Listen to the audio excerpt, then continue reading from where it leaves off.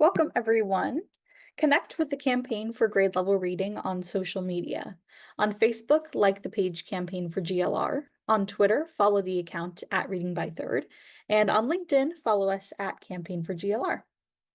Please use the hashtag Learning Tuesdays and tag us to tweet anything you learn from today's webinar, and we'll be sure to retweet. We encourage you to share your questions, reflections, and observations on social media. Okay, welcome again, everyone, to today's webinar. My name is Sierra Sanchez, and I'll be behind the scenes producing this conversation. I'd like to take a moment before we begin to acknowledge our enterprise and programmatic funders, as well as our individual donors. Your support not only allows us to hold these vital conversations, but also helps us to create meaningful opportunities to share insights, foster connections, and build the CGLR community. Thank you. As we get started, I have just a few housekeeping details to share with you. First, we'd love for you to introduce yourself, so please use the chat box at the bottom of the screen to share your name, city or state, and your organization. Be sure when responding to select both panelists and attendees so that we all know who is here, and feel free to share your thoughts and insights throughout the duration of the webinar. All attendees are in listen-only mode, but we encourage your engagement by posting questions in the Q&A box. We will dedicate the last portion of the webinar to respond to the questions live, and our panelists will be typing out responses throughout the entirety of the conversation. The webinar is being recorded and live streamed on Facebook, and a link to the recording, as well as any slides, bios, and resources, will be emailed on Friday to all who registered.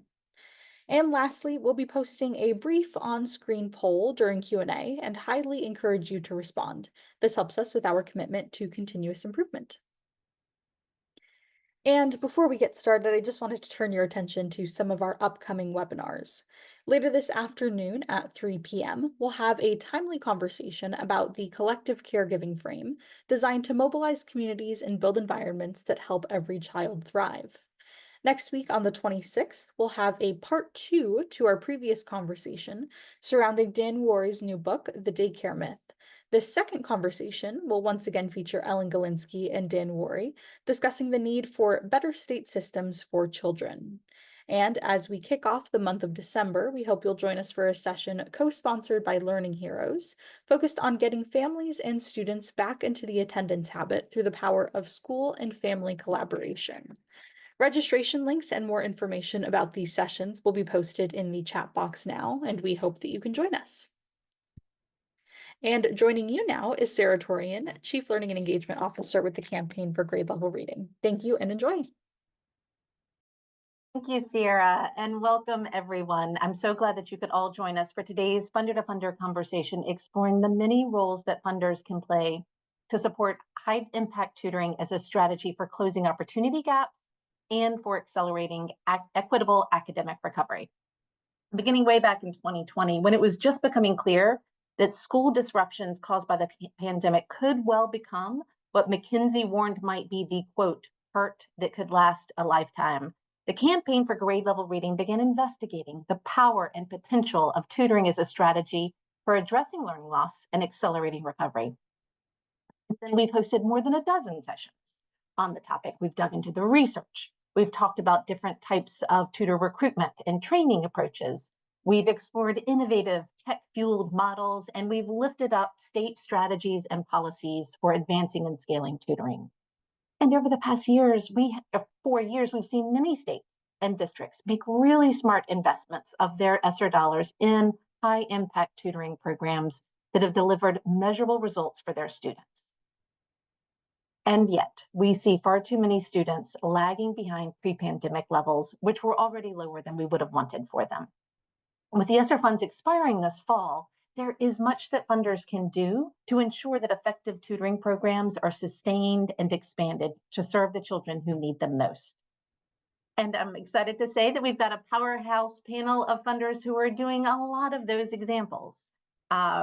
And they will share what they are doing, how they are investing in tutoring strategies, what they are learning, and where they see opportunities for increased philanthropic and public support of effective tutoring programs. And so to get that conversation started now, I'm delighted to welcome and introduce that powerhouse panel to you now. Sharing just very brief bios for each of them, but I'd encourage you to check out the longer bios that I'll post in a link in the chat in just a second.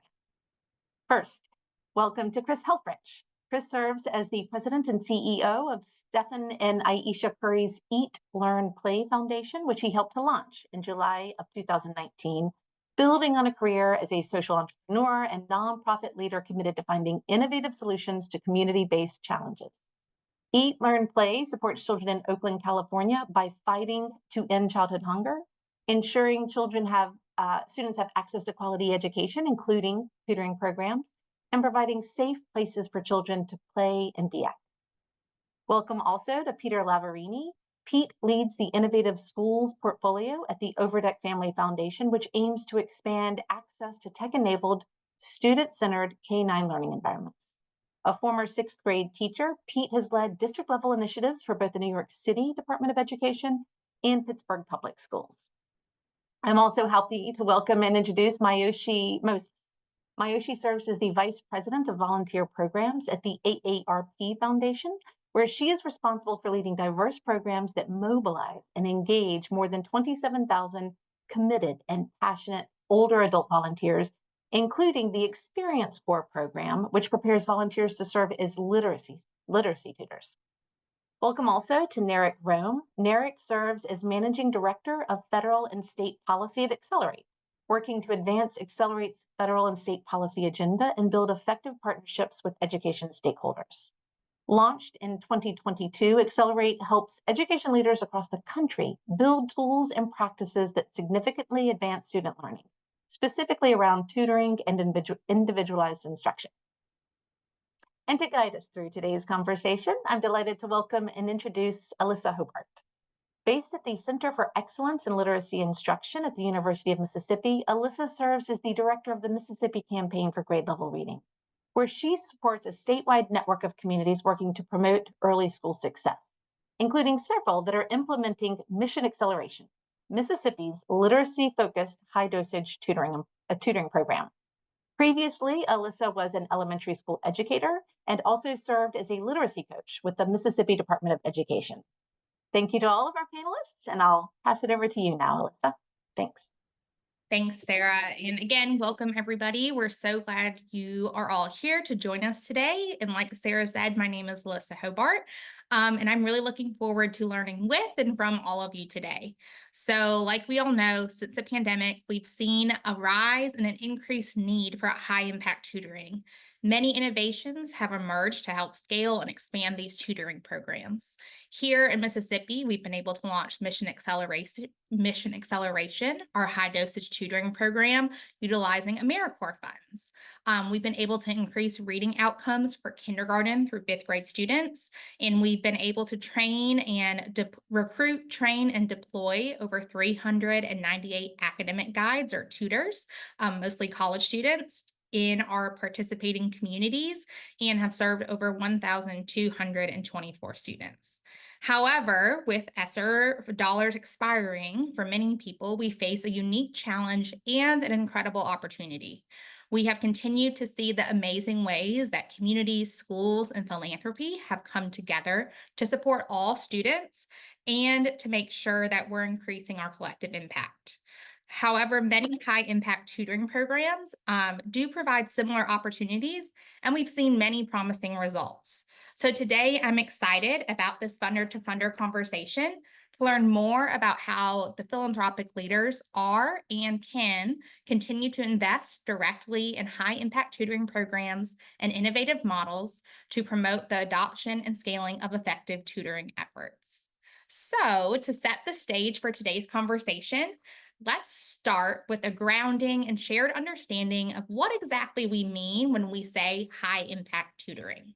So, Pete, given the extensive research that the Overdeck Family Foundation has supported in this area, can you please provide us with just a brief overview of what high-impact tutoring entails and what we might want to see in a tutoring program to ensure that it's effective in accelerating student learning? Absolutely, Alyssa. And let me just start by saying thank you to the CGLR team for hosting this important conversation, and to everyone who has chosen to take time out of their busy schedules to attend this important and very necessary conversation about how we as funders can continue to advance high impact tutoring for students across the country. So the simplest way to think about high impact tutoring is that there are tutoring programs out there that research has shown lead to substantial learning gains for students. And from studying those programs, we're able to identify a few program characteristics that, if present, are likely to lead to substantial learning outcomes for kiddos. These characteristics include substantial time each week of required tutoring, sustained and strong relationships between students and their tutors, close monitoring of student knowledge and skills through data, and alignment with school curriculum, and then lastly, continued oversight and training of tutors to ensure quality interactions. And it's important to note two broader considerations with this definition. So the first is these characteristics are necessary not just in design, but in actual implementation. I hear more regularly now than I like, but I do hear criticisms or concerns about investments made in tutoring over the past few years, not necessarily returning the results that were promised or that were expected. And while these are reasonable considerations to bring up, I would argue, and I think that the data would back me up on this, that we've done a lot to purchase or initiate tutoring programs that could include these characteristics in their design, but that we see the results and will continue to see results when those programs are implemented in alignment with high impact tutoring research. So the best analogy here to think about is exercise plans. So I have an exercise plan that I've set up for myself that follows the best research out there on what I can do to get fit and big biceps and whatever else.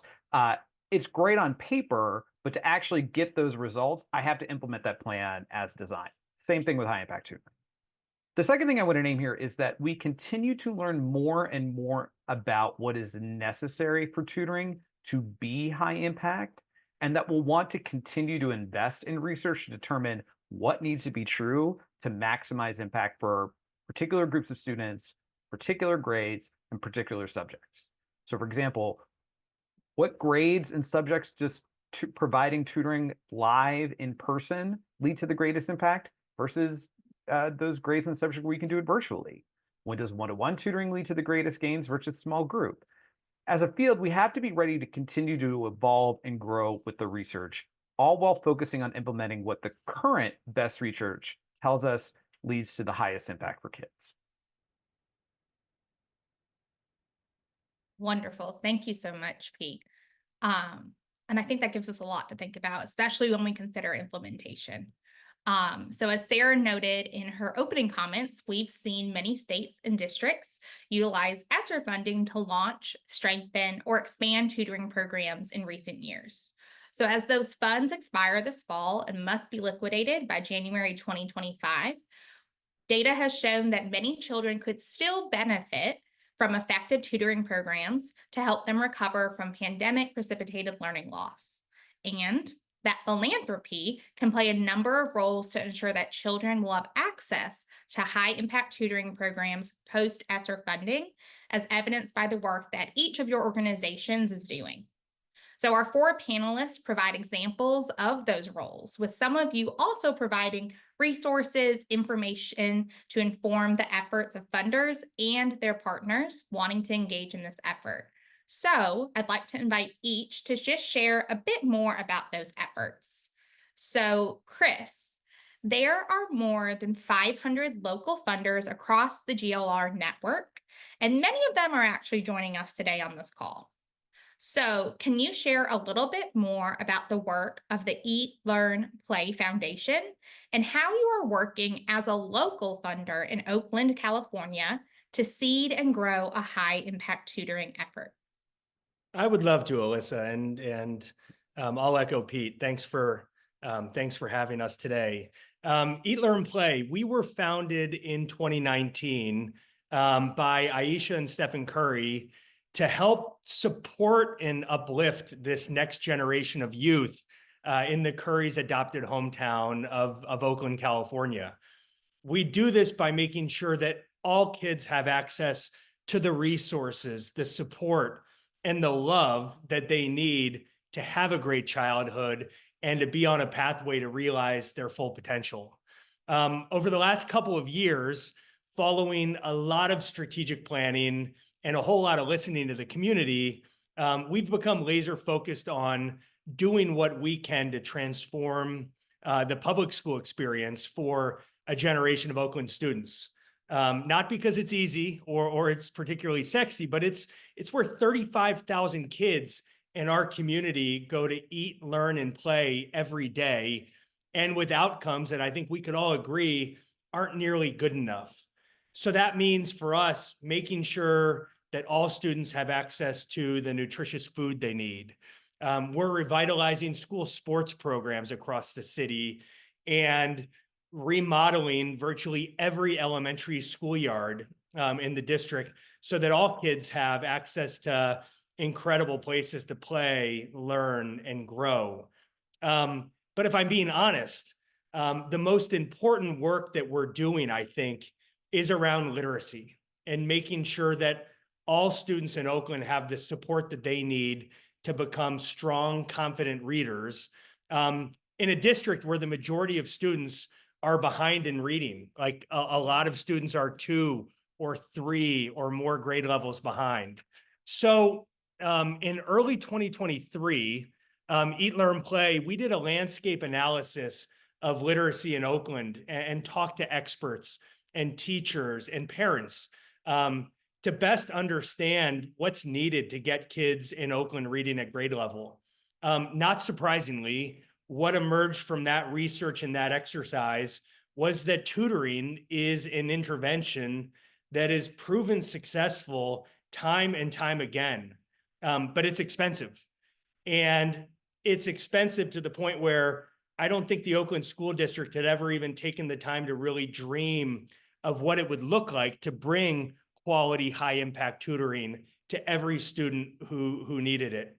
So in late 2023 and then the first part of 2024, we piloted high dosage tutoring programs at 18 Oakland elementary schools with pretty incredible results.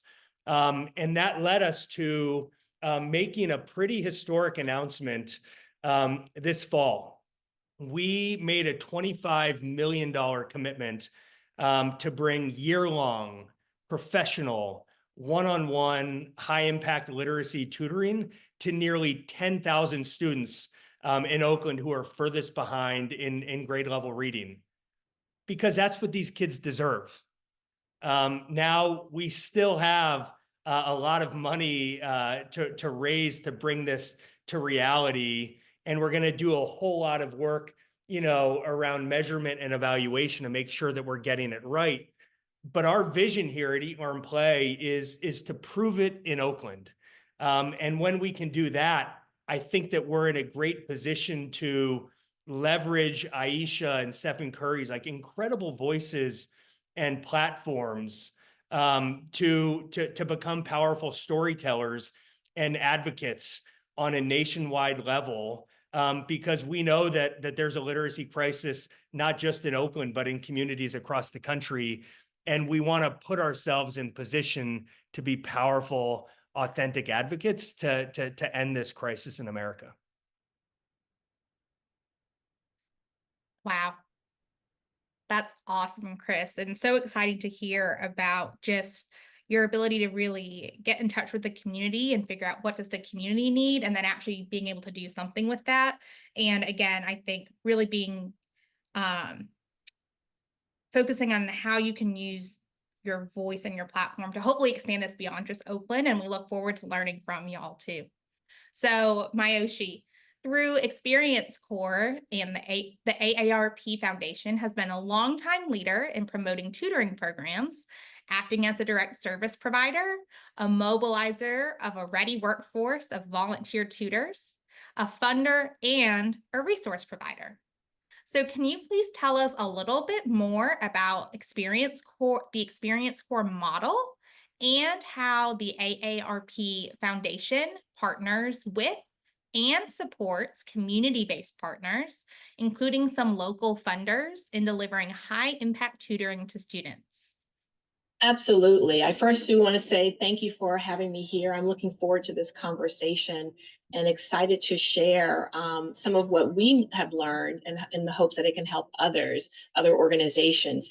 AARP Foundation Experience Corps is really unique. We play many roles in helping organizations harness the skills and experience of older adults as tutors for young learners.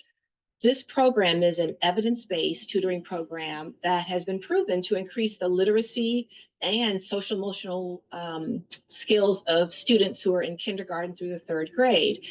It also has a double benefit of enriching the lives of our older adult volunteers. With the students, our model focuses primarily on fluency tutoring, a method that that helps students read as quickly and as fluently as they speak. Our research has shown that our tutoring session structure, the model that we've developed over time, has become and it is the ideal model for both students and older adult volunteers, and to help improve their outcomes. What we see is that our volunteers become experts in our tutoring model over time, and our students get that one-to-one time with them, with a caring adult. Going to what Chris said is some of the benefits of high impact tutoring, that relationship building. So having the older adult, a steady presence in their lives there every day or during the school year has been really beneficial. And so we like to emphasize that relationship building as a strong part of our tutoring model. And we find that it helps really to enhance the learning experience and the outcomes for our students. So for our program, we partner with local organizations that deliver our tutoring services.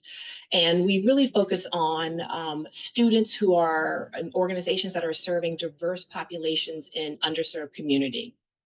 And this partnership that we have with our organizations, our locally based organizations, through that, it helps us to build the relationships with the schools and the districts, helps us to identify those students who are in need, and be able to provide the necessary support to our volunteers and ensure that our programs are tailored to meet the specific needs of each community.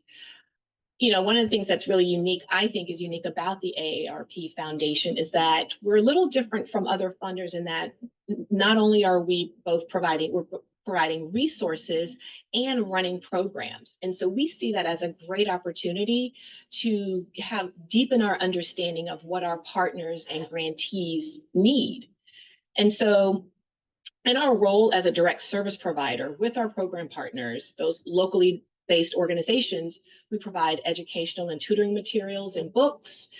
We run volunteer recruitment campaigns to secure older adult volunteers. We provide extensive training and materials to our program partners. We onboard and train volunteers, and we really develop programming to help keep our volunteers engaged, really focusing on the power of our volunteers in this model. And then, of course, we work to ensure that the programs are being implemented to the highest quality level and evaluate our success to ensure that fidelity to the model. And so, being part of AARP, not only are we, as I mentioned, we're able to be a direct service provider, but we also, given our connection with AARP as an enterprise, we often serve as a funder, a convener, and an evaluator of other programs. Most recently, we tend to secure grant funding through a couple of main agencies and provide sub-grants to our program partners to support their local program growth, to support volunteer engagement, and tutoring materials. And so some of our partners have been the Department of Justice, as well as AmeriCorps. I know some of you have already mentioned AmeriCorps. And in particular, most recently, our AmeriCorps funding through the Volunteer Generation Fund has helped to support recruitment and retention of our older adult volunteers. We also, as a convener, we bring our program staff together in ways to ensure that our network of partners, they grow together, identify solutions together, and advance the cause that we're all working toward. And then as an evaluator, we work with a third-party agency to professionally evaluate and provide insights on our program. So we take those learnings every year to improve our tutoring model, to improve our engagement with our students and engagement with our volunteers. And that's produced results. I would say, over the years, Experience Corps has demonstrated significant positive impacts on student literacy and academic performance. I always like to quote one of our founders, Mark Friedman, who said at our recent 2024 national meeting that Experience Corps is likely one of the most significantly researched social programs of our century. Probably because many of the benefits of our students, older adults, and communities. It's why we call it our triple win. We've been around for 30 years and think that our model is what will keep us going for another 30 years, serving students all across the country. Wonderful, Mayoshi. Thank you so much. And we're so grateful you're here, especially with, like you said, the many years of experience your organization has and really interesting perspectives since you guys serve in so many capacities and can provide so much to this conversation. So thank you so much. All right, next, Eric.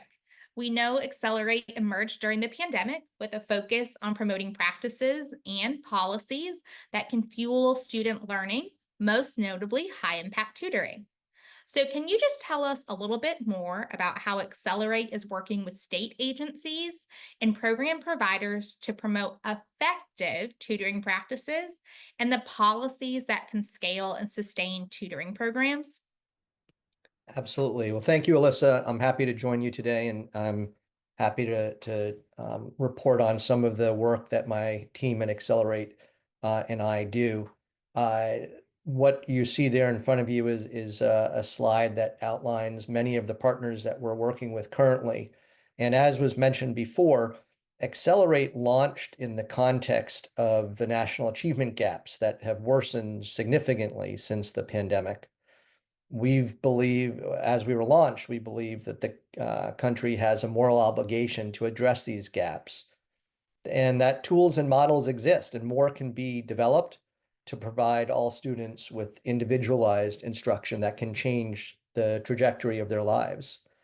And so through our grant programs, we fund promising efforts with potential to scale to serve millions of students. And in partnership with best-in-class research institutions, we systematically study these efforts. And with educators and system leaders, we promote the adoption of proven models through grant making, policy, and advocacy. And on this slide, you can see all the locations of a couple rounds of grants, including the green states being the states leading recovery 5 states that we've been working with over the last 18 months, and then 3 rounds of our call for effective action grants, which are all the dots throughout the country on the map as well. Now, working in addition to these grants, we also work with public sector education associations like the Education Commission of the States, the Chief State School Officers, and the Superintendents Association, just to name a few. We also work alongside education groups like the Alliance for Learning Innovation, Education Trust, and 50CAN, and others that focus on policy and funding issues like Title I and digital access issues. As was mentioned earlier by Pete, the focus on research has allowed us to confidently say that we believe, and the research shows, that tutoring remains the most effective academic intervention, outperforming class size, summer school, and extended school years.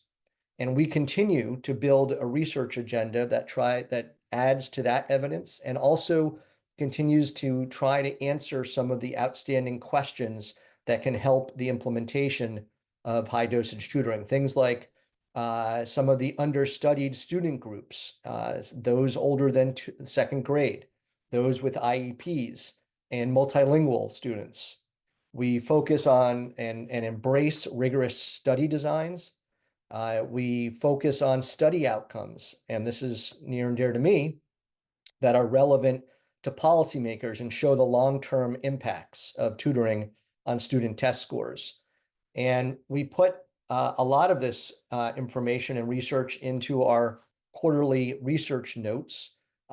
We also work to disseminate it throughout the country. This slide shows our state tutoring fellowship is in working with 23 states and 27 fellows. And that's a program that allows us to reach into the state education agencies and share some of this research.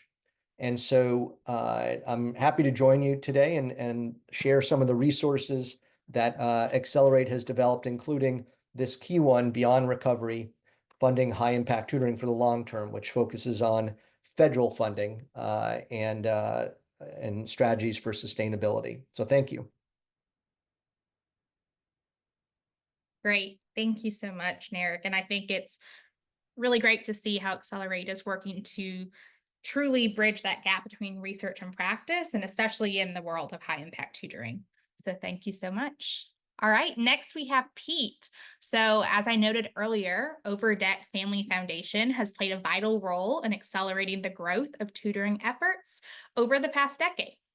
This includes joining with other national funders to help launch Accelerate and do all of the great work that Narek just described, and funding research to bring clarity about how to ensure tutoring delivers the results we want, as you shared in your opening.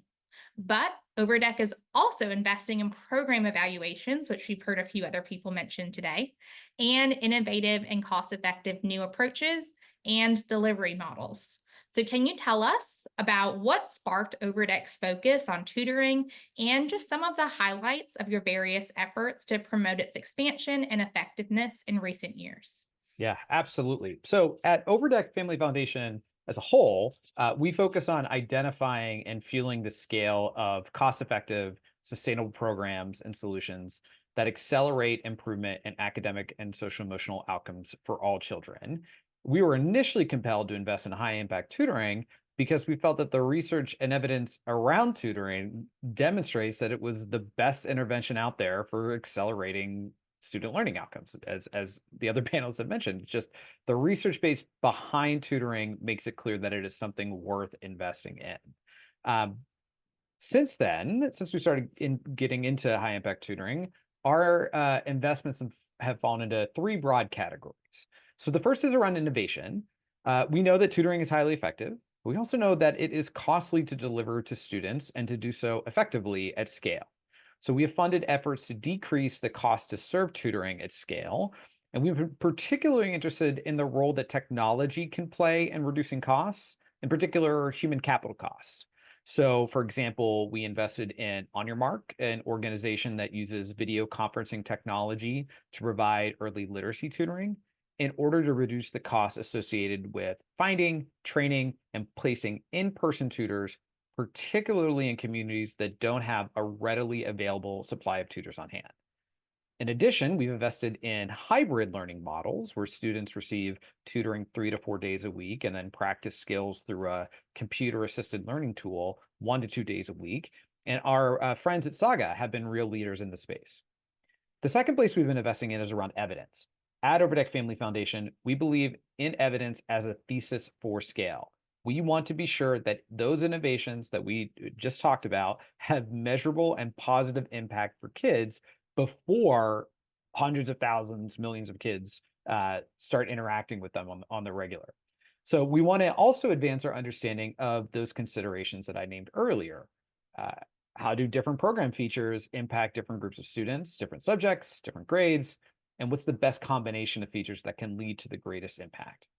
So in addition to the program validations we funded in the past, this year we provided a grant to the Personalized Learning Initiative out of the University of Chicago to help drive knowledge forward in this area. And the last place we focus our efforts is around growth. We want students who will benefit the most from high impact tutoring to have access to it. And so our investments on this front are twofold. We invest in organizations with strong track records to scale their programs, and our recent investment in AMPAC's Early Math Corps is an example of this. And we invest in helping the field as a whole identify and adopt practices that lead to the benefits of tutoring reaching their full potential. So in addition to Accelerate, our partners at the National Student Support Accelerator and the Center for Outcomes-Based Contracting at the Southern Education Foundation are two examples of these types of investments. Great. Thank you so much. We have so much to think about. My brain is just spinning after hearing all of you. But given the work around high impact tutoring that each of your organizations is doing and the insights that you are all gathering, so much for us to learn, where do you see opportunities for funders to take action around tutoring in this moment in time, whether your local funders are working in a particular community or funders that might be working to support states or even nationwide? And so I just throw this out to the group.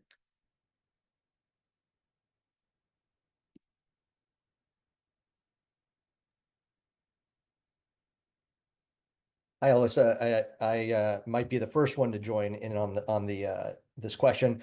I just wanted to sort of a phrase or a theme that I've tried to follow along this work is that programs aren't policy. Programs are very important and they need to be invested in at public and private ways, but they don't actually result automatically in policy that can set and sustain programs for generations. And so the work that I think is important among the support for programs that funders can do is also moving to try and also advance policy as well. And that can be through convening decision makers, education decision makers. It can be coalition building. Locally, it could certainly be trying to understand what policies are best suited for that community at the state or the local education level. So that's what I wanted to offer. Great, thank you. I'd love to add on to that. I think that you know, given, as I mentioned, we're in a AARP Foundation's a unique position as sort of direct service and a philanthropic entity. What we've seen is that we find a lot of success in national collaborations.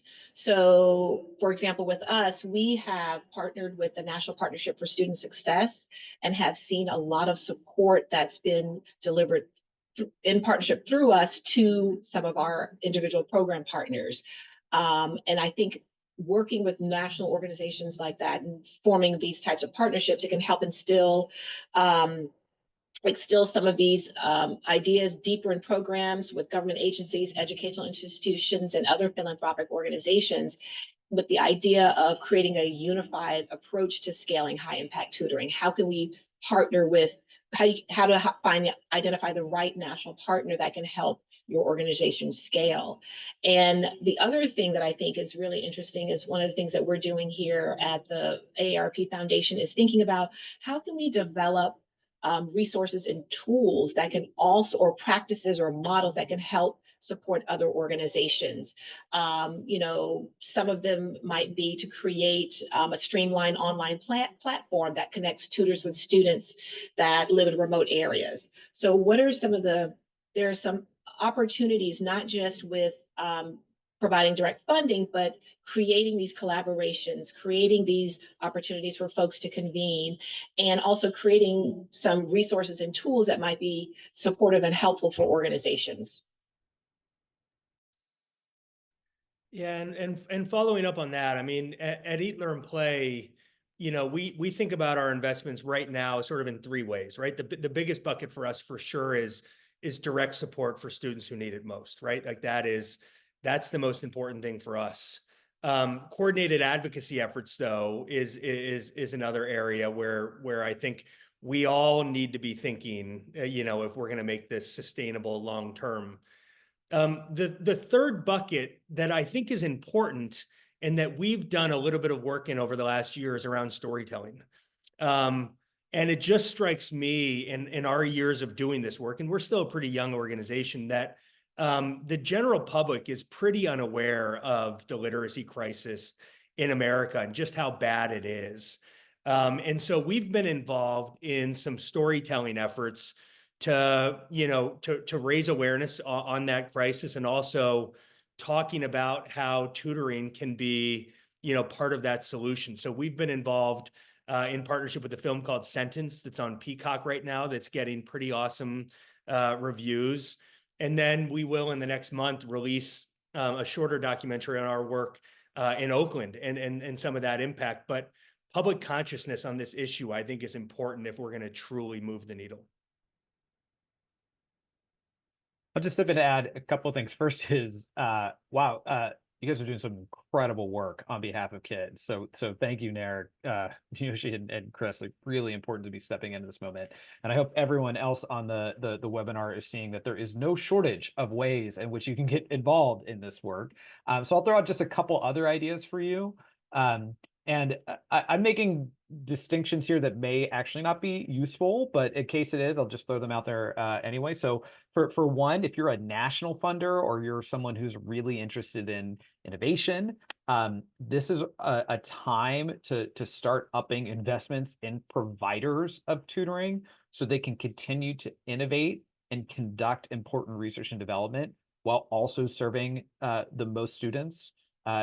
This is really acute whenever public dollars towards education in general and for tutoring in particular is in flux. Like this R&D is one of those things that philanthropy is really uniquely situated to step in and support. And the second is, so I am not a local funder, but if I was a local funder, I would think of my biggest opportunity is to help schools and districts in the community making their high impact tutoring investments work.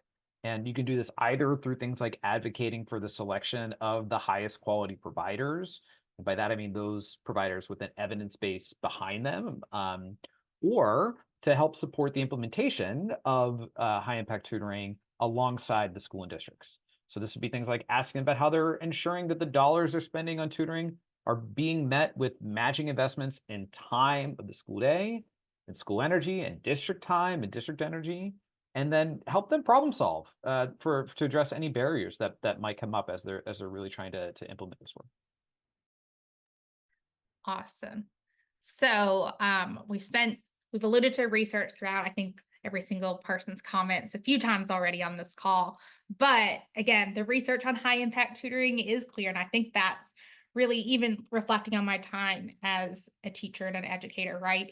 If you're going to use your time, you want to know you're using it in the most beneficial way that's going to have the biggest bang for your buck and your time for your students. So we know that research is clear, and when it's done well, we really can accelerate student learning. So I'd like us to talk just a little bit more about what are those barriers that might stand in the way of that success. We know it can be successful, but what are those challenges that funders should be aware of, and any advice on how to plan for or navigate around some of those barriers? Yeah, Alyssa, I might jump in just because my answer to this, I think, goes right off of what Pete was just talking about. Our work is really around, supporting kids in school, right? Because that's where they are every day. We're a young entrepreneurial sort of move fast organization.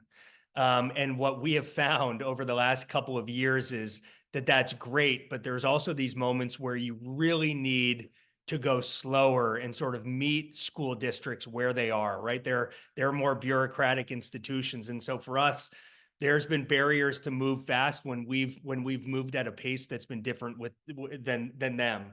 And so sort of aligning on our vision and speeds has been critical to our success. And then cost is just another, barrier that I hope, in the future that we can continue to bring down through technology. But tutoring's expensive, right? Virtually all of the tutoring that we're providing Oakland kids is professional tutoring.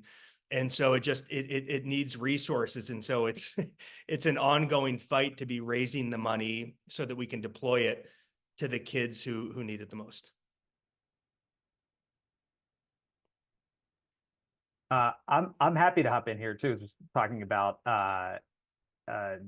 funding. So, and this is going to sound wonky, maybe a little weird, but I think contracting is a big barrier and a big opportunity for sustained success. And when I mean contracting, I mean truly signing, how we sign contracts, how districts sign contracts with providers of high impact tutoring. So typically, what happens is that a district will select a vendor to provide tutoring and sign a contract that includes payment set for services rendered, right? So I'll pay you $2,000 per kid for 200 students to receive tutoring 3 times a week for a school year, for example. And then that's pretty much it. Oftentimes there's no mutual accountability between the district and the provider, meaning that providers are paid without consideration of the results of their tutoring program. And the district is under really no obligation to make sure that the provider is set up for success within their schools. So one place that we're really excited about exploring it, and hopefully we'll take off a bit more, and then maybe be interested in bringing this to your community as well, is the role of outcomes-based contracting. So our grantee, the Center for Outcomes-Based Contracting at the Southern Education Foundation, is working to change this paradigm. And we hypothesize that when districts and providers work together on creating contracts that stipulate both what the district provides in terms of things like time in the day, student attendance, data sharing, all of those implementation hurdles that we talked about before, and that the contract ties payments to the providers based on student results. So based on how many students grew in their standardized test scores, or hit some achievement barrier, a couple different things. That creates real partnership on behalf of both the district and the provider to work together to address those barriers that get in the way that Chris, and I'm sure Narek and Yoshi are just about to talk about as well. I wanted, Alyssa, if I could also join in one. You asked about some of the barriers. Certainly cost is a huge one. Then also the workforce and chronic absenteeism, all those things, and the competition within the agencies as well for attention and for tutoring. What we tried to do in response to some of those things, some of those barriers, is publish a what we called our field guide, which may or may not show up on this screen, the Accelerated State Field Guide, which provides a blueprint for states to procure funding and define duties and establish their vetted tutoring vending lists and set up accountability and reporting structures. Those are some things that those barriers that are real and are out there, and obviously in some cases bureaucratic and necessary to the functioning of an agency. But for tutoring, we hope that this kind of publication will help cut through some of that.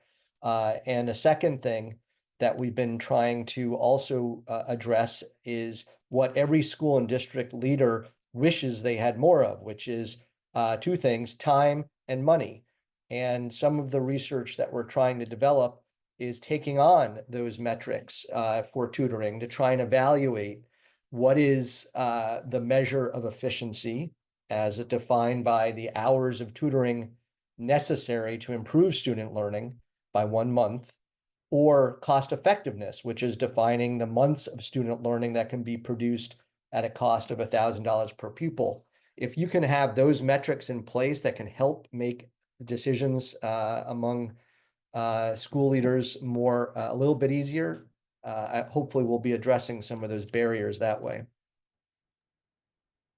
Absolutely. That's a great way to put it. And I think that's the information you want to be equipped with when you're trying to build your partnerships to ensure implementation is happening. And also, like you've talked about before, expanding to policy. How do we get the attention of people to make sure they understand this is important for us to continue to fund both funders, but then also on a policy level as well.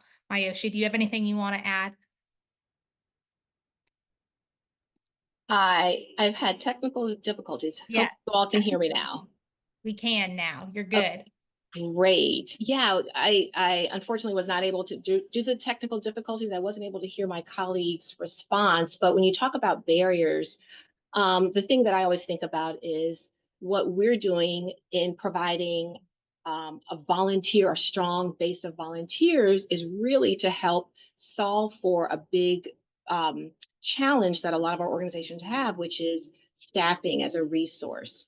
It is what I think could be important is for our funders to really consider strategies to support and foster volunteer-based tutoring programs. This will help schools and districts with a low cost solution, but it also, again, has the double benefit of keeping older adults engaged in their communities and reducing social isolation. So for us, our focus on ensuring that we engage older adult volunteers, we see that as a additional resource of individuals, a human resource that we're able to provide at low to no cost to organizations. And so we recognize that funders are focused on the programs and the outcomes, but sometimes, thinking about focusing on ensuring volunteers are able to be engaged with organizations, that type of capacity building support could really be beneficial. And that is the way, that is our focus, and that's how we see how we can provide support to organizations.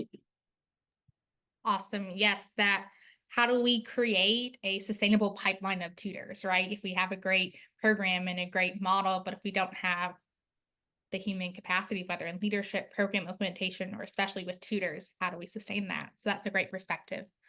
Okay, so with ESSER funding coming to an end this fall, what roles can philanthropy play in making the case for policy changes and increased public investment in high impact tutoring to ensure that the recent expansion in these programs and everything all of you have learned, right, and are trying to share, and student access is both sustained and increased? Are there insights to be gleaned from the states, including both red and blue states, where we've seen this action at the state level? Well, I can jump in on the state level topic. I mean, certainly we're waiting on some of what happens next year on the federal level to come into view, but at the state level, we were excited to see some advances, as you mentioned, in states of different political leadership. Louisiana passed earlier this year their third high dosage tutoring bill and added $30 million into their budget to support their tutoring. That's state dollars going forward, which was enormously supportive. Arkansas is still working. Last year, they passed their LEARNS Act, which included high dosage tutoring, and they then approved new state board regulations in support of high dosage tutoring and are now implementing it. We saw a couple weeks ago, Connecticut had I think it was a front page article about their statewide tutoring programs and the success that they've seen. And this was the state agency reporting that. And yesterday, I think it was the front page of the Boston Globe was talking about in Massachusetts, the high dosage tutoring program that's taking place that is being supported throughout the state. So at the state level, there are certainly bright spots. I just named 4 states. Obviously, we have many more states to get stories like that from and to work with to try and ensure that that they continue to embrace or start embracing high dosage tutoring, and that can be a multi-year journey.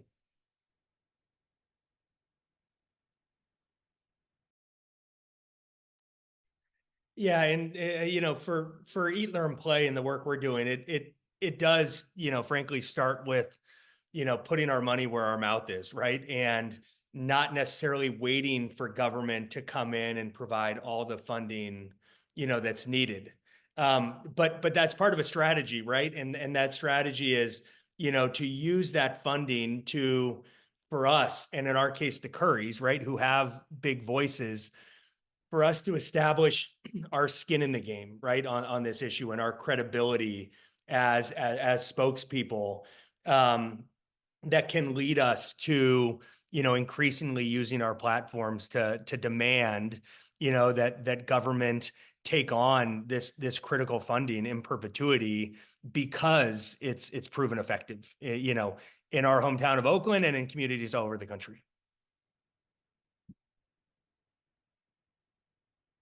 I might add an example from out my way here on the East Coast. So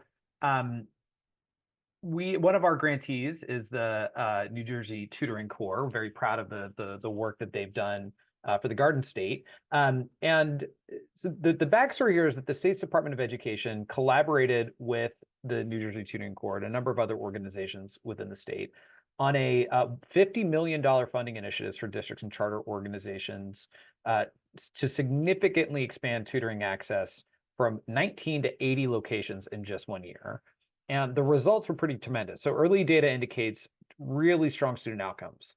Math proficiency improving from 4% on grade level to 26%, and literacy levels rising from 12% to 30% within one single academic year. However, this funding was a one-time opportunity, and with no follow-on funding on the horizon, sustaining these gains is a little bit at risk. So where philanthropy can step in here is continuing to report out and sharing these successes from states and high impact tutoring that showcase the benefits and the lessons learned across these contexts. So exactly what Narek was just talking about, Narek and Chris been talking about California and Louisiana and Connecticut, everywhere. It's really showing some phenomenal success. And we philanthropists can work with policymakers and practitioners to assemble best practices and to advocate for long-term rather than just one-off funding commitments, really embedding high-impact tutoring as a part of the regular school day. It's something that we should just expect to happen as students go through their schooling. And going back to this research part, I think in addition to this advocacy for really embedding the work long-term, we can fund studies, longitudinal studies that measure the sustained impact of tutoring over several years, and which helps to make that case for continuous funding.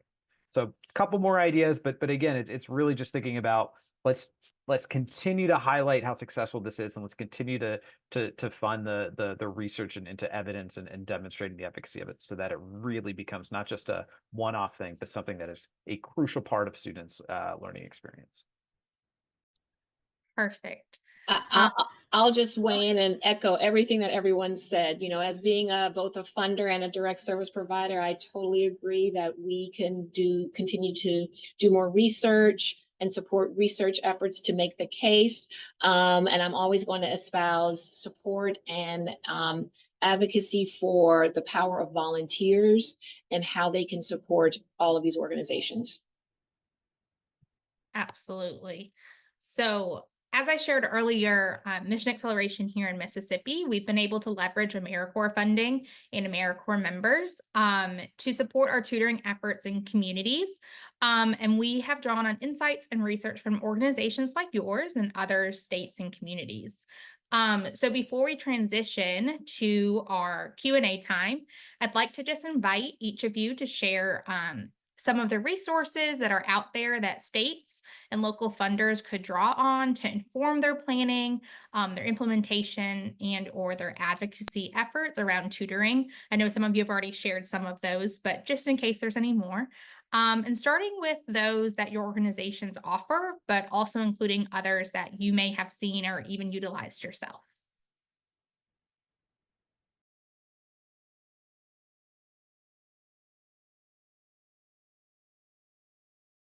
Well, I can start. I would say places where I go to when I want to learn more all about the latest advances in tutoring, I go to Accelerate.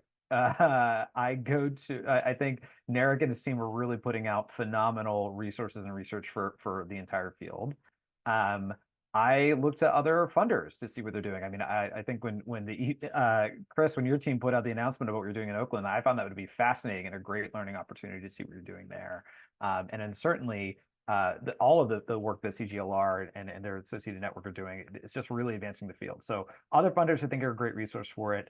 Otherwise, the other organization that I think is just really helping everyone understand what it takes for this to pull off, to really be meaningful for students across the country is the National Student Support Accelerator at Stanford University. I think they're really, they just really understand schools and districts and tutoring providers and research, and are doing really phenomenal work of putting things together in a digestible and actionable set of resources. So we go there, and yeah, I think it's a good place. I don't think there's any shortage of good resources out there for high impact tutoring at this point.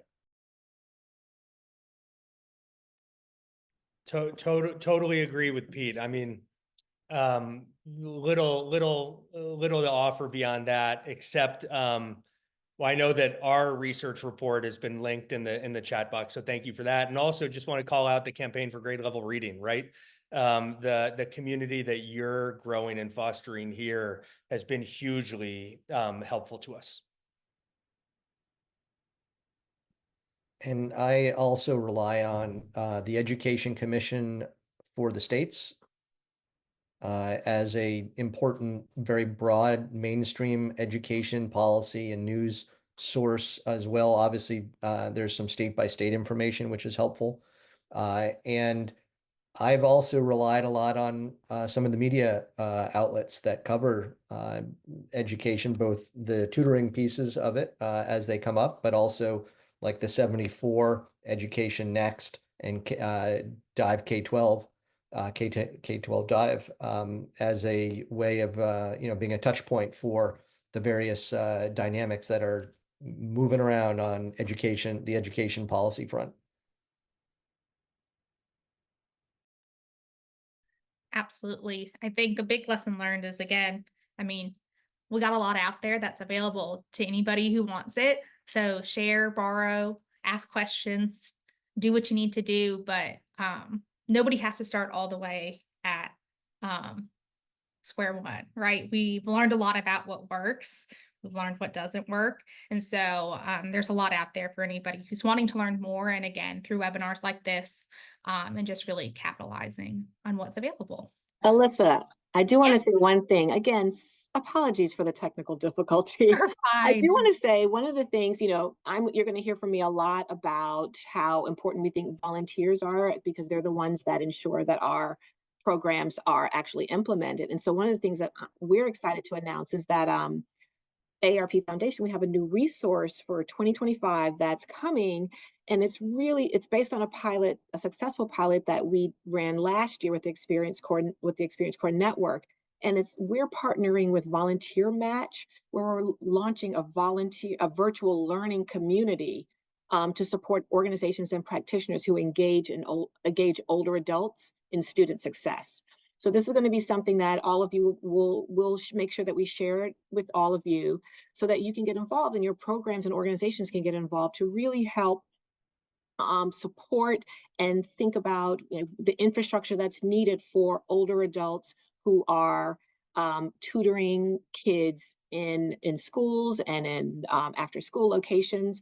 And so that's a resource that we're providing to the community. As I mentioned, we have this unique role where we are direct service, but we can also provide tools and resources that could be helpful as well. And so that's one of them I wanted to share now that I'm back.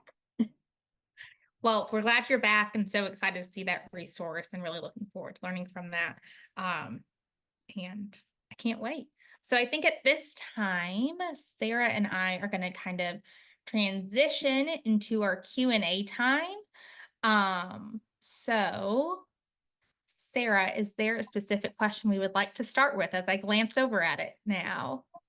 Yes, so I've been trying to kind of keep my eye on the questions as they're coming in. One of the things we've gotten a question about, many of you have talked about research and the importance of research and trying to think about cost-effective models for tutoring. One of our attendees is asking about research that looks at differences between in-person versus virtual tutoring models, and how to ensure that as transitioning to virtual models or tech informed models, we make sure that we retain the quality and the impact and the outcomes that we've seen through effective one-on or small group in-person tutoring. So any insights or research that you can share, kind of looking at how to make sure that virtual tutoring is also done? Like, what are components of effective virtual tutoring? I could take a stab at this and would Yeah. invite the other folks in here. So one thing just to caveat this is we have much less of an evidence base or research base for virtual tutoring providers than we do for in-person tutoring, just because, I mean, in-person tutoring is probably the oldest form of learning, right? Socrates and Plato were tutors. Virtual tutoring is something that, you know, one of the great things that came out of the pandemic. So let's say that there's a one win there out of that. And so we have we're still, I think, so with that caveat, I think what we're learning is it's still still a number of the same things, right? You still want a consistent tutor to show up at a regular basis. You still want to make sure that the content that that is being covered in those virtual tutoring programs is aligned to what the student is learning within the classroom day. I think that the places where we're still going, Sarah and question asker, are what are the nuances as to when virtual tutoring is most appropriate for kids, right? So are there certain, I said this earlier, there's certain grades, right? We know, for instance, that a lot of the research we have so far is on early literacy for tutoring, and it shows that there is, in some circumstances, there is a pretty significant impact on kids, or there can be a significant impact on kids learning. We don't have that data as much yet for the later grades. I don't think. So I think there's still some time and there's still a need to really build out that evidence base. But I think I would start with whatever we know to be true for in-person tutoring. You're probably going to need that for virtual tutoring. Plus, I think we're going to need some more considerations around time in the day and technology and getting much more routines in order for kiddos in the classroom to benefit from it. Yeah, I'd love to weigh in. Pete is absolutely right. You know, it's interesting. So yes, silver lining from the pandemic. We've been running Experience Corps, and when the pandemic came, actually our volunteers were clamoring to continue to engage with their students. And so what we first did was basically just sort of took our model and just said, okay, use a computer to do it. And we sort of fumbled through that year like we all did. But then what we realized is we had an opportunity to reach not only students who may not have access to our in-person tutoring, but tutors who didn't have access to our locations. And so what we've done is started to look at what we have and be very intentional about designing a virtual, we call it our National Virtual Volunteer Corps. I mean, it's not cute, but that's our working title. And we are looking at how do we develop and design this program from a virtual perspective.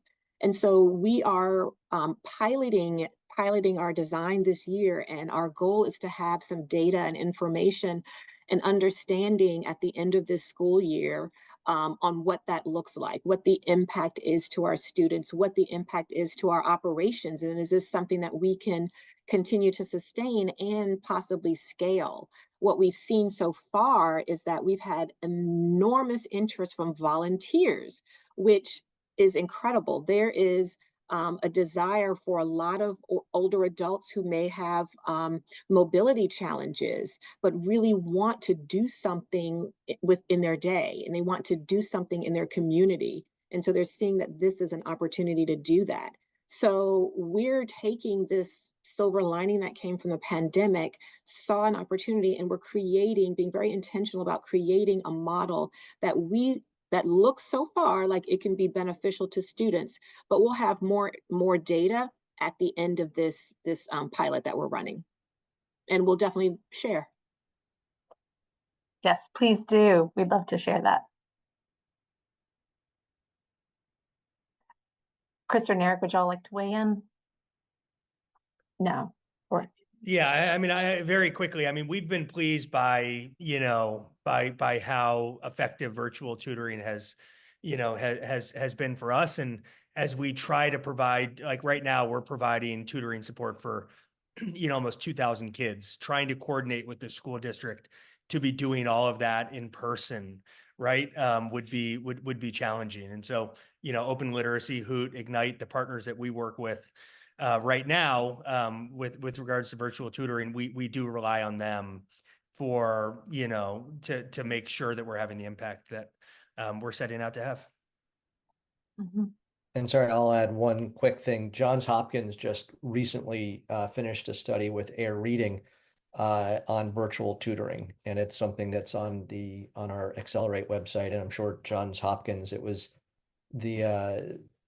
showed that the virtual tutoring is effective and affordable, and especially when students receive constant support and engagement through the virtual delivery.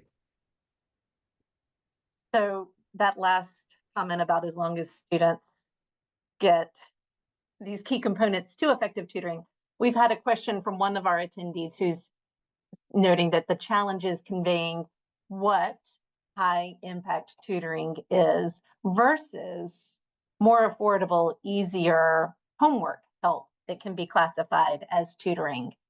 And a lot of you have kind of talked about making the case for this.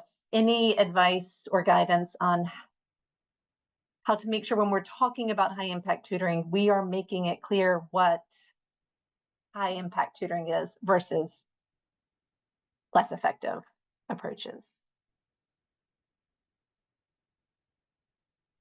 Well, at Eat, Learn, Play, I mean, we work with 3 different providers, but the kids are getting support 3 to 5 days a week. They're short, digestible sessions. And what's important for us is that they align with the science of reading, and that it aligns with the school's adopted literacy curriculum, so that the tutoring, supports and is aligned with the instruction they're getting in the classroom. Yeah, I would agree with Chris. That is our approach. We align with the science of reading and what's happening in the schools. I think one thing that's really unique about tutoring is that and particularly the way we have our structured session, is that it's very consistent. It is every session we have an approach that we use that is consistently delivered to that same student and to all students. And so I think that's what also can guarantee outcomes, the positive outcomes that we want. I think having been in the midst of sort of trying to make sure that high impact tutoring gets on it really takes center stage as part of recovery efforts. One of the things I've learned in this is part of the reason why this challenge of branding between high impact tutoring versus on-demand tutoring has been so hard is because I think the folks that are deciding what to do with the even precious limited resources to address all the needs of their kids in their districts, that's real. That is a real challenge that these district and school and state leaders often have, to say, how do I balance a limited supply of dollars with a massive amount of need? And I think that is what really, when you talk to a number of district leaders, when they reflect on it, the reason why they went with the on-demand models, because it was less expensive to offer, and it could potentially reach a lot more kids than a high impact tutoring work will. So I say to you, as you sort of as those of you who engage in conversations with district leaders, or you're doing your narrative change, I think it is really worth helping folks understand the nuances and about this, right? And understand, like, help them understand whatever it is they're trying to achieve with these resources, what needs to be true in either circumstance for them to actually get the value that they're trying to pay for. It's not as simple as like just pick something off the shelf and hope it works or not. There is a lot of nuance and a lot of work to make that happen. Totally agree. And this isn't necessarily an either or setup, right? You have students that are below grade level that are falling further behind. That takes substantial investment and intervention to try and recover their learning. And that kind of thing can only see the gains that I mentioned before as being the most effective intervention if done right. There's a whole nother universe of students who also need support and engagement with those other platforms, and that are less rigorous and designed to be so. And that can be useful for that school leader as well. But it is important, as Pete said, they are two different things, and the research and evidence base is different for both of them.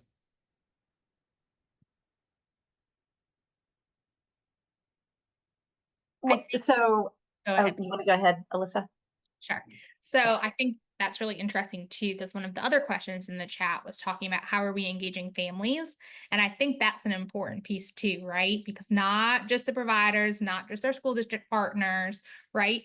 We have to make sure parents are on board and understand the benefit that this has to their child and what their hopes and dreams are for their child. And so I don't know if any of you kind of want to include that piece too. We haven't really brought that in, but that's a challenge I know even for Mission Acceleration we've kind of been facing. We've had some parents who didn't want their children to participate in tutoring, and we're not sure if that's because they're exhausted from this big push on academics coming out of the pandemic, or really what that comes from.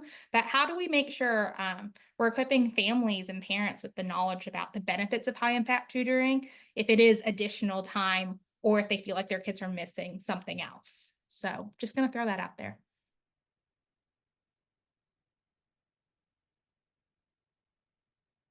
We've talked a lot about the academic benefits, which are really important of tutoring, but we also know that, I mean, all of learning is relational. And so we also know that there are really important social emotional outcomes that are benefits of tutoring as well.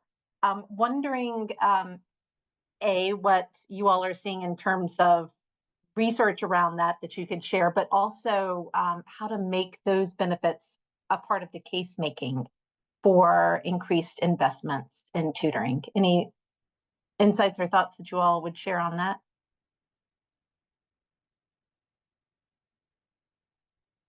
I'll give it a crack, and I'll even try to tie this back to your question, Alyssa. So I think more research is necessary. So I feel like I could just hit the repeat button all these on my answers here, but more research is necessary, guys. Everybody keep funding that research. I think one of the things that is so beneficial about high impact tutoring, and one of the things that I would admit, I am not a parent yet, expecting my first kid in a couple months, but I already am very excited about the fact that at some point my kid is going to go to school and be surrounded by people who care about him, who want him to do well, and who are invested in his well-being. And what's great about tutoring is, when done well, when you have that regular time within the day where a student can show up, see the same person 3 to 4 times a week, they're building a relationship with someone who cares about them and wants to do well. And that is something that we know the research shows very clearly, that those relationships with an adult who knows your name, who wants you to succeed, that creating that sense of belonging, that leads to so many positive outcome, academic, social, emotional. Take your pick, right? I mean, that's really what's going to come of that. So there's something about the tutoring as a mechanism for creating healthy relationships between students and caring adults that I actually sometimes think gets underplayed when we talk about when people who are so focused on the research, like me, talk about the academic benefits of it. We sometimes miss the forest for the trees to say what's really happening is just powerful, caring relationship can come about.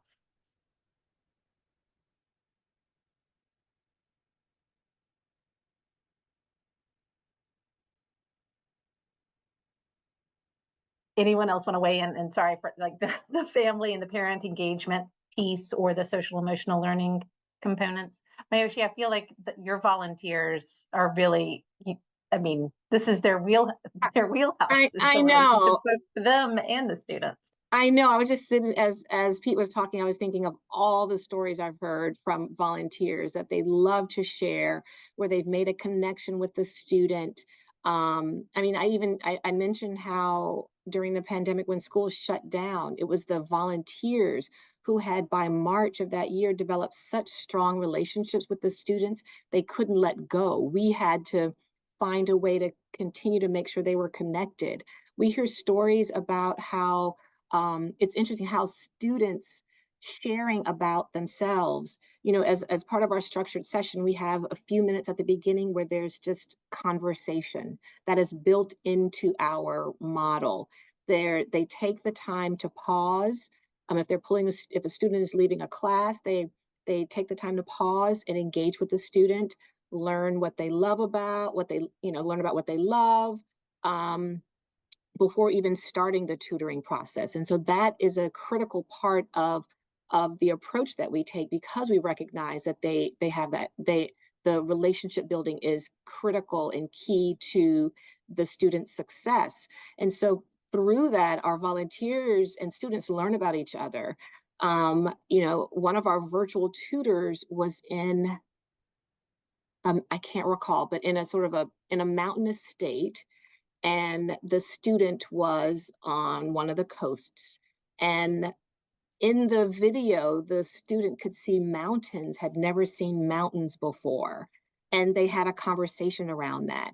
And, we have flexibility in our model where we have options of books. And so there was, the tutor went to find a book on that had mountains in it and included that in one of the next sessions. And so I can't emphasize more, the point that you made, Pete, in the relationship being really key and critical. And I think when you think about families, I think as they notice that and as they see that, it becomes the idea of tutoring and the idea of this relationship building is something that they see a benefit in. And so that in itself is another way to bring families into this, into the support system.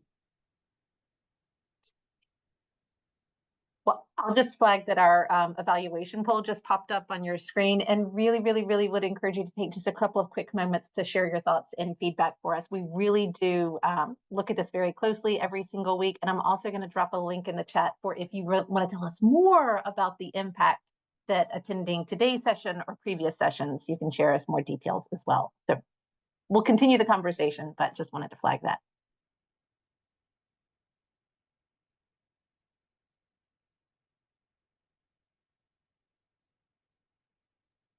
Okay, I hope you can hear me. There was a weed whacker right outside of my window. My window is closed, but it was getting a little loud. So I think they've moved on. So there's been a few questions in here kind of around either both community barriers for implementing programs, and also one I know I want to get to is how can smaller organizations really capitalize on some of the federal or philanthropic grants, or even just smaller communities, smaller nonprofits that have strong grassroots relationships. How can we kind of capitalize on that? And they take advantage of what we're talking about on this call.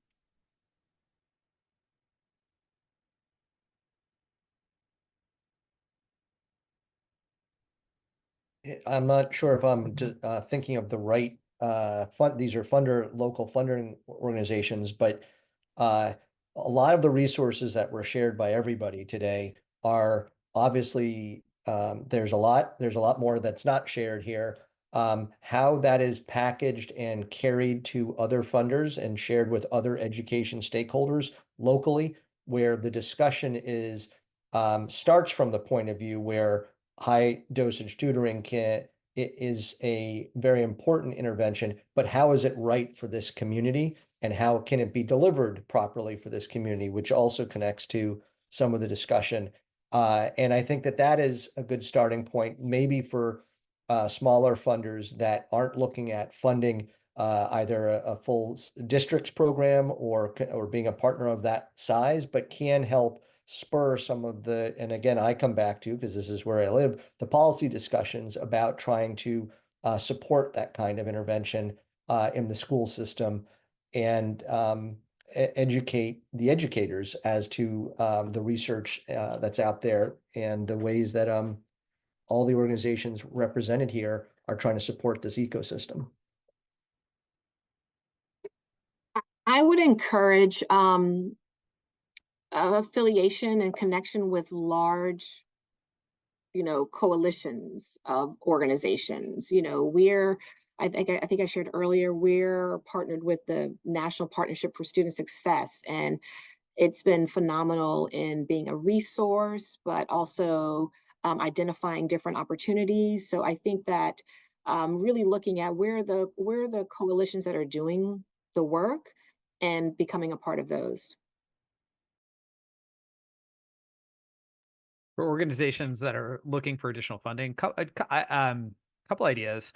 One is there's this great organization called Accelerate that has this. They put out a call for effective action fairly regularly, which is an open RFP process for organizations that are doing innovative, phenomenal things to join their network of effective organizations and contribute to their research base.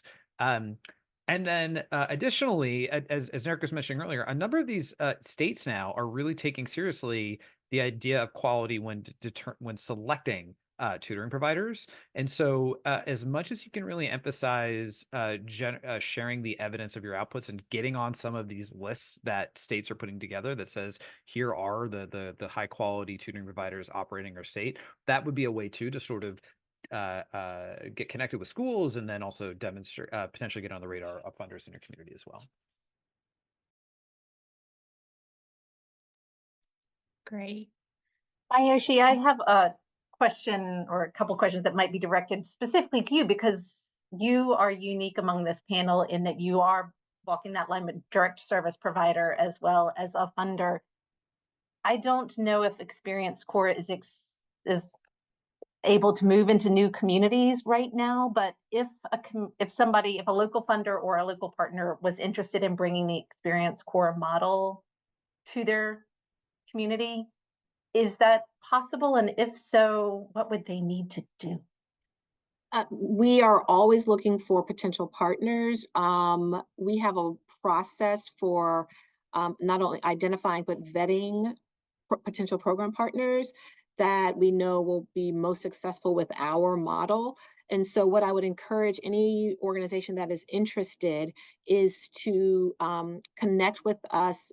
Maybe, let's see, I'm going to leave in the chat the name of our contact person or place where you can share your information and someone will reach out to you.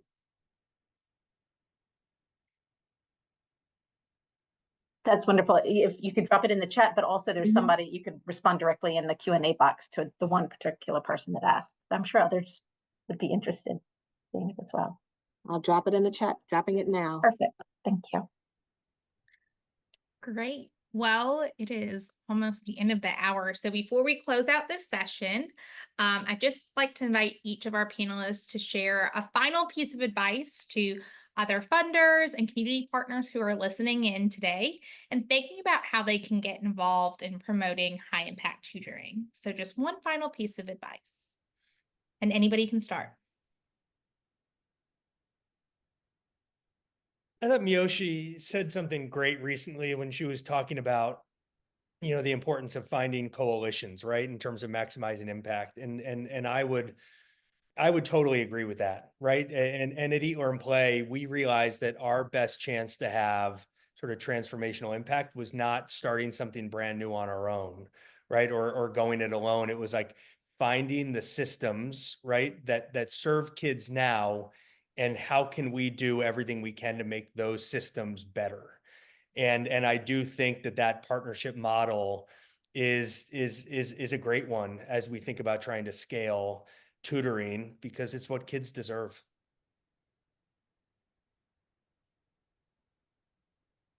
Yes, I would give that 2 thumbs up, but also add that I think it's important to do that, but also don't forget about the power of volunteers. And in our case, older adult volunteers. They come with a wealth of wisdom, experience, interest, stability that really can provide that consistency that a lot of students are seeking, and that helps benefit our program.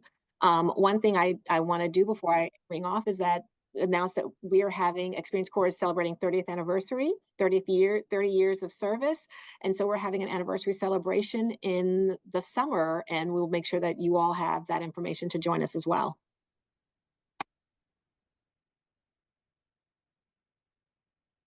I just want my one final piece of advice is simply thank you to everyone that has been a funder of tutoring, is thinking about becoming a funder. And if you're somewhere in between, to know that your leadership and as a stakeholder and as a funder, which is regardless of your size, is a very privileged place to be in the education ecosystem. Thank you for your leadership and speaking to decision makers about where you're putting your time and your resources. Yeah, +1 to everything that's said, and maybe I'll say it a little differently, which is my advice is keep funding, start funding, stay in the fight. We've done so well, and we've got so far to go. So stay in it, please. Well, let's wrap it up on those words. Keep funding, start funding, stay the fight. Thank you all so much. This has been really such a powerful conversation. I'm feeling a little bit more hopeful that despite kind of the funding cliffs that we're experiencing right now, the research is clear, the the resources are there, the stories are powerful, and we've got so much there to support and to make the case for increased public investment, increased philanthropic investment, and expansion of tutoring. So thank you all so much for joining us today to share these insights. Thank you to Alyssa for being an incredible thought partner throughout the conversation and the planning for the conversation and today. And then also thank you to all of you who joined us today. I hope you'll continue to join us. We've got quite a few great conversations lined up. Speaking of making the case, we've got a collective caregiving conversation this afternoon at 3 p.m. Eastern, talking about how we can communicate and make the case, change narratives to kind of increase collective caregiving, more support for kids and families so that they can thrive. And then we've got a robust lineup continuing into December as well. So I'll drop the link to that in the chat and hope you'll continue to join us for all of those conversations. But thank you again for our panelists and to all of the attendees today. Have a great rest of your day.